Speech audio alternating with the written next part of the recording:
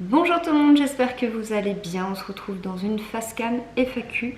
Je vous ai posé la question donc sur Instagram, bah, quelle réponse vous voudriez avoir sur n'importe quel sujet.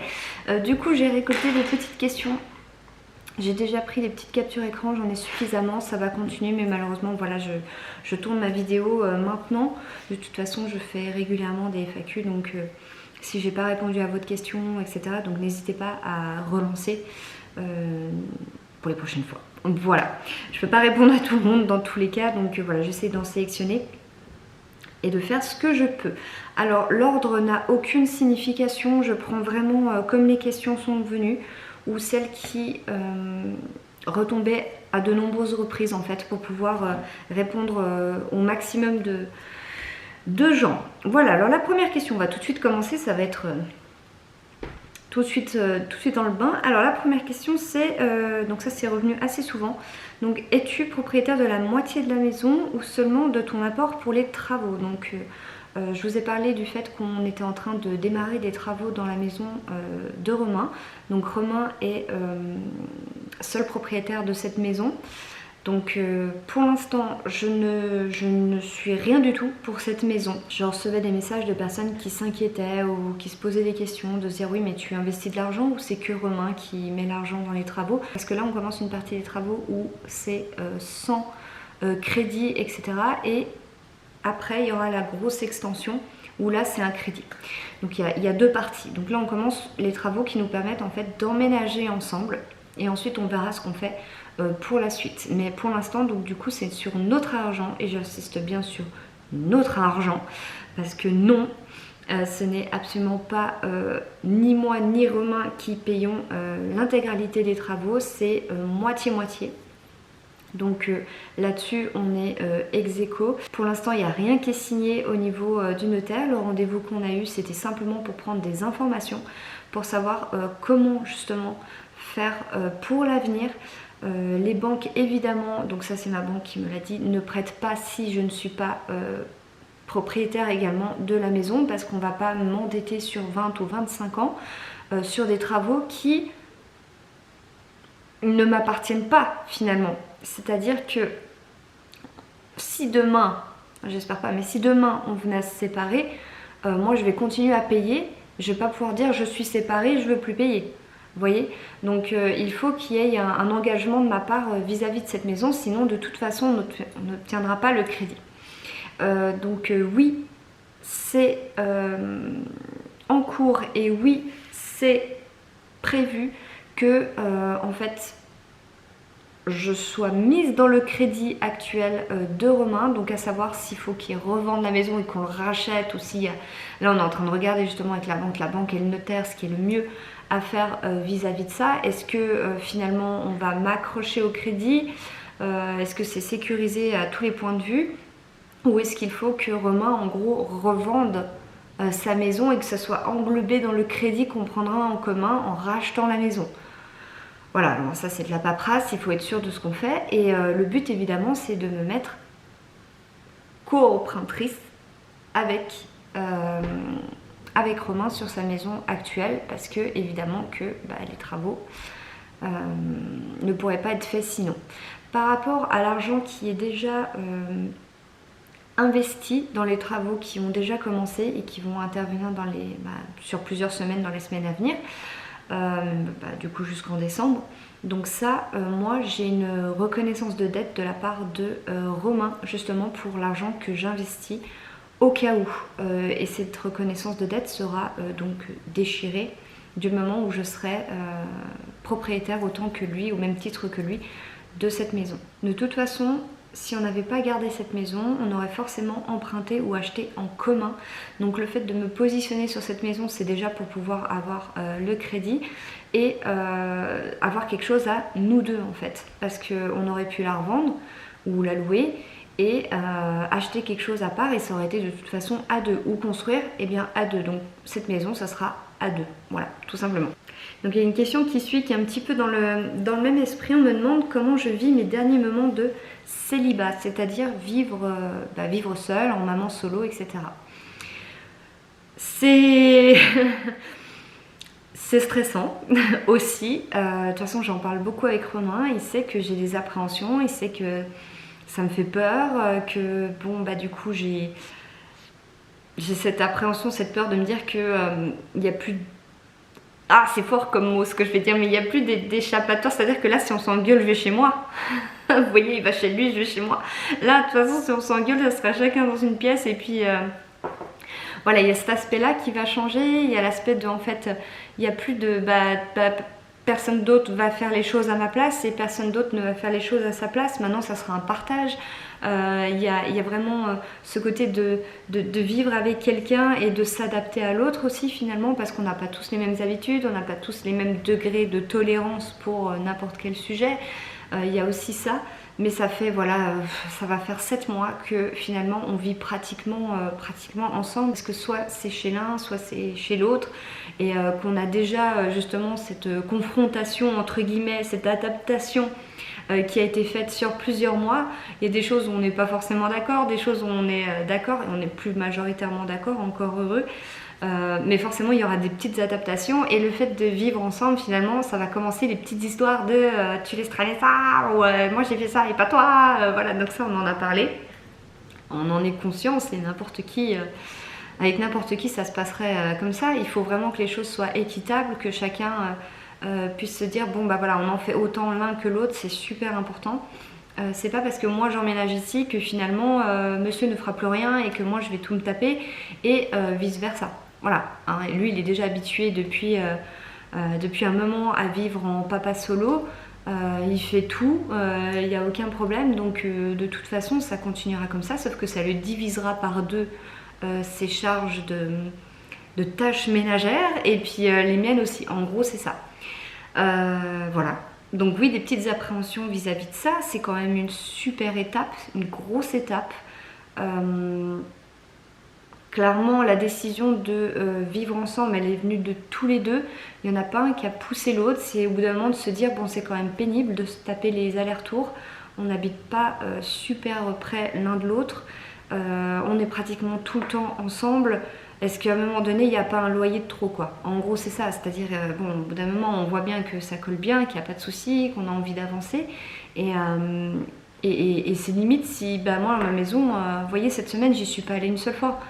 Donc bon, au bout d'un moment, je trouve ça pas déconnant au bout d'un certain temps de se dire bon, on va emménager ensemble. Là en soi, on va emménager qu'en décembre, donc ça fera 8 mois, un peu plus de 8 mois qu'on est ensemble. Et je trouve pas ça déconnant d'emménager ensemble quand on est sûr, quand on est posé, de se dire bon ok, bon au bout de 8 mois, voilà, on a pu quand même approfondir la chose, donc lançons-nous. Voilà. On va rester dans le même thème de Romain, etc. Parce que là, j'allais poser une autre question et j'en ai vu une en dessous.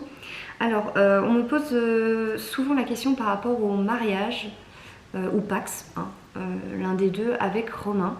Alors oui, c'est une question qui s'est posée, c'est une question qui est même intervenue pas mal de fois, parce que bah, forcément, on a été mariés tous les deux. Moi en plus j'ai été paxée à la même personne, ça a été dépaxé depuis, j'ai eu un divorce lui aussi. C'est forcément tu réfléchis un petit peu plus que la première fois. Non mais voilà. Mais oui, c'est quelque chose qui est en projet, c'est quelque chose qui est important pour nous, qui nous donne envie et qui n'attendra pas 3 ans. Voilà. Et pour la question de Pax ou mariage, ça serait un mariage, mais sous contrat. Tout simplement pour se protéger mutuellement et que les choses soient bien définies et bien claires. Donc moi je trouve ça tout à fait normal, et ça aurait même été mieux que je le fasse la première fois. Alors là pour le coup on change de sujet, mais alors carrément, ça demande en fait par rapport à Lou, si j'ai abandonné définitivement l'idée de lui faire une portée, parce que je voulais en faire qu'une seule. Oui, bah clairement, parce que bah, j'ai rendez-vous hein, pour la stériliser au mois de novembre, donc de toute façon, qu'il y ait cacahuète ou pas, moi ça m'a bien calmée. Je me dis bon non, de toute façon, non, Je veux pas revivre ça de toute façon, donc c'est non. Et du coup, elle est stérilisée le 10 novembre, donc pour le coup, oui, j'abandonne définitivement cette envie que j'avais eue. Quel est ton rêve? Mon rêve, mon rêve, c'est de clôturer ce livre pénible, ce livre dur, ce livre traumatisant.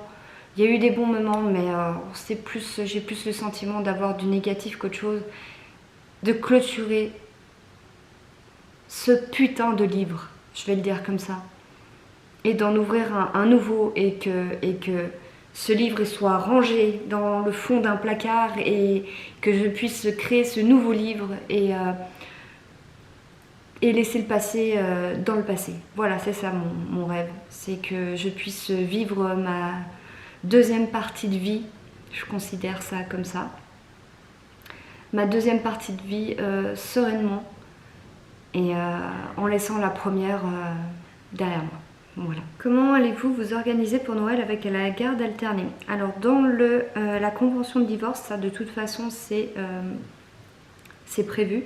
Donc la semaine de Noël tombe sur la semaine du papa. Donc en fait on a forcément l'un ou l'autre le droit à un jour pour fêter Noël. Donc soit le 24, soit le 25. Ça de toute façon c'est comme ça.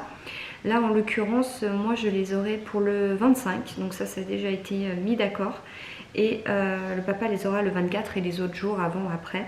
Mais le 25, c'est moi qui vais les récupérer. Et si on n'est pas encore confiné à ce moment-là, je fêterai Noël du coup avec les enfants dans la famille à Romain, dans laquelle on est déjà invité. Alors on me pose la question par rapport au confinement, comment ça va se passer avec Romain vu qu'on ne vit pas encore ensemble. J'espère que c'est le dernier mois et qu'en décembre ça sera ok au niveau des travaux, parce que voilà, on a un petit peu peur au niveau du réapprovisionnement. Il faut voir si l'entreprise arrive à tout récupérer, ça c'est un petit peu flippant. Mais voilà, si tout se passe bien en décembre, la question ne se posera plus. Mais pour ce mois de novembre, donc du coup, là par exemple, je vais débuter ma semaine avec les enfants.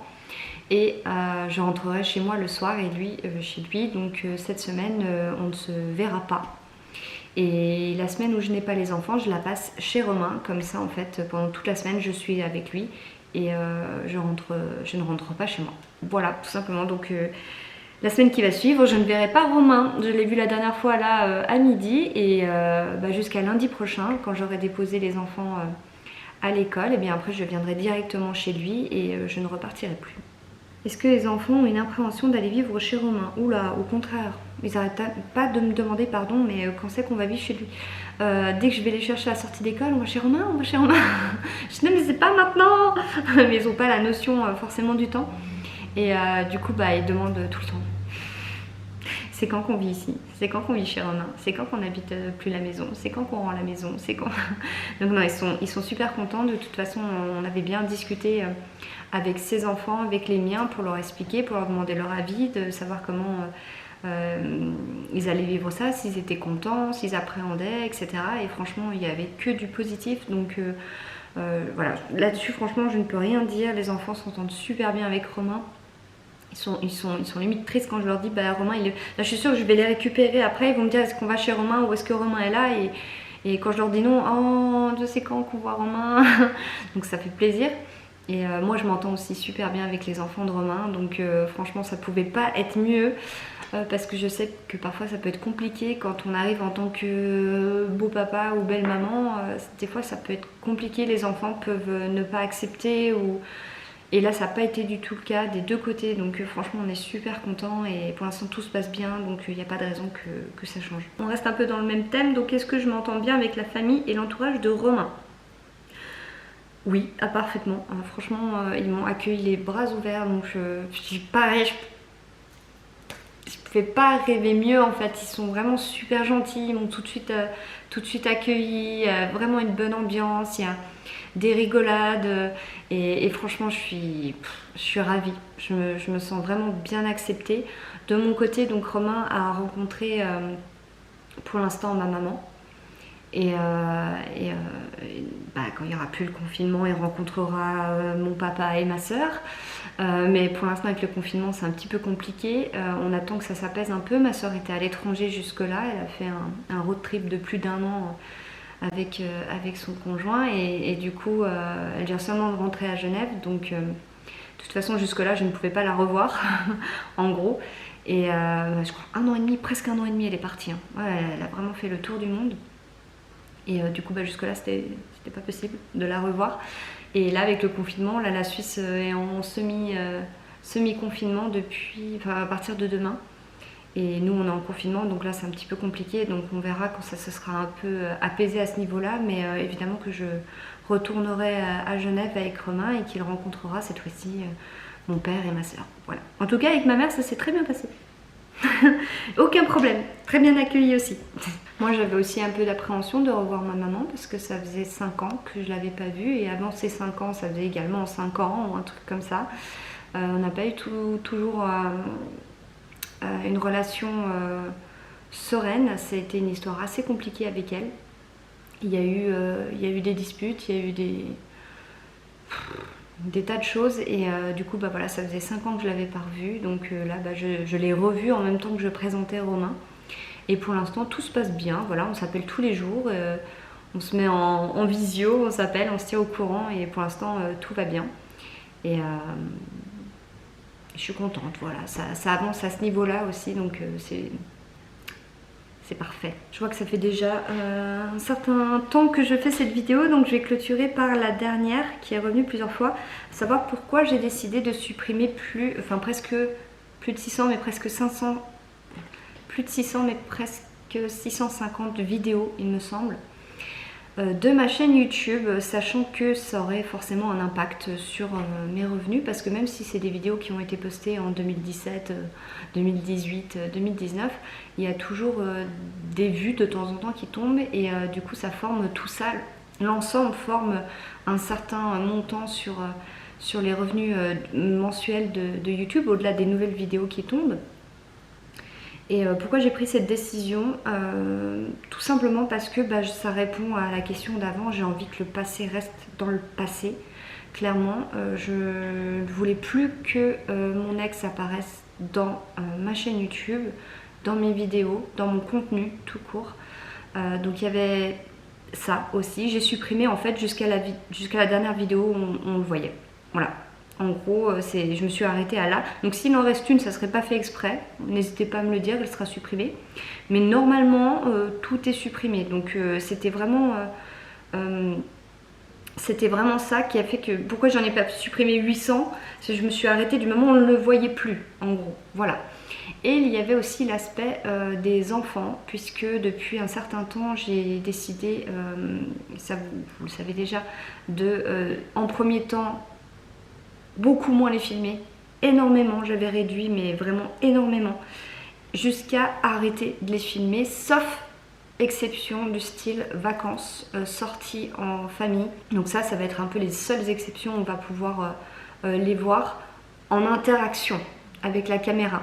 C'est-à-dire que si on les voit passer derrière moi, on les entend, enfin on voit que c'est pas une caméra qui est dirigée sur eux, on va voir peut-être leurs bras, leurs mains, si je dirige sur par exemple un dessin qu'ils vont faire, ou un gâteau, etc. Mais il va pas y avoir une interaction avec la caméra braquée sur eux. Et ça, du coup, ça intervenait à peu près avec la séparation, il me semble, enfin, du moment où on n'habitait plus ensemble. Donc il y avait aussi toute cette partie-là ancienne où vraiment on les voyait beaucoup que je voulais supprimer. Donc s'il reste des vidéos où on les voit encore un peu, c'est rien comparé au passé en fait. Donc ça c'est pas si grave que ça et c'est assez rapide le moment où je dis que je ne les filme plus. Donc il n'y a plus trop de contenu où on peut éventuellement les voir. C'était largement réduit. Donc voilà, les deux raisons qui ont fait que j'ai voulu supprimer tout ça, c'était pour dire basta. Voilà, ça vire de mes réseaux. Voilà, c'est clairement ça. Les photos, c'était déjà le cas, mais les vidéos aussi. J'y avais déjà pensé depuis plusieurs mois et à un moment donné, j'ai dit allez hop, c'est bon, basta, terminé. Et j'ai vraiment ressenti un soulagement de faire ça. Je me suis sentie libérée d'un poids en fait. Vraiment libérée de quelque chose, comme une chaîne en fait, comme quelque chose que j'enlève et que je vire quoi. C'est vraiment ça. Donc après je verrai l'impact que ça aura sur mes revenus, mais j'ai envie de dire tant pis. Tant pis. Franchement, là vous le voyez, en plus en ce moment je filme beaucoup moins, je poste beaucoup moins parce que je prends un peu de recul en fait avec tout ça. Je m'éloigne un petit peu de tout ça. Et si mon revenu baisse, voilà, c'est pas grave. C'est pas grave. Là j'ai besoin de prendre du recul. De toute façon, YouTube et compagnie, ce n'est pas éternel. Ça sera un choix de ma part, c'est déjà le cas, de m'en éloigner un petit peu. Et je pense que ça peut être que bénéfique parce que filmer tous les jours, avoir du contenu tous les jours, faire ça, cette pression quotidienne en fait tous les jours, au bout d'un moment il y a saturation quoi. Il y a saturation. Et depuis que j'ai rencontré Romain, justement, j'ai vraiment réduit, et surtout ces dernières semaines, réduit. On me parle d'ailleurs, oui, quel était ton nouveau projet pour YouTube, mais ça j'ai mis de côté justement. J'en parle plus parce que j'ai décidé de ne pas lancer ce projet parce que ça avait un lien avec YouTube. Et YouTube, au long terme, je pense bien arrêter à un moment donné. Donc je ne me voyais pas lancer un nouveau truc là-dessus alors que au contraire j'essaye de m'en éloigner. Vous voyez? Donc j'aimerais qu'en fait dès que je prenne la caméra, c'est avec plaisir, c'est avec motivation, c'est parce qu'il y a du contenu, parce qu'il y a des belles images, parce qu'il y a des choses positives en fait. J'ai pas envie de prendre la caméra juste pour prendre la caméra, c'était le cas jusque là et je veux plus de ça.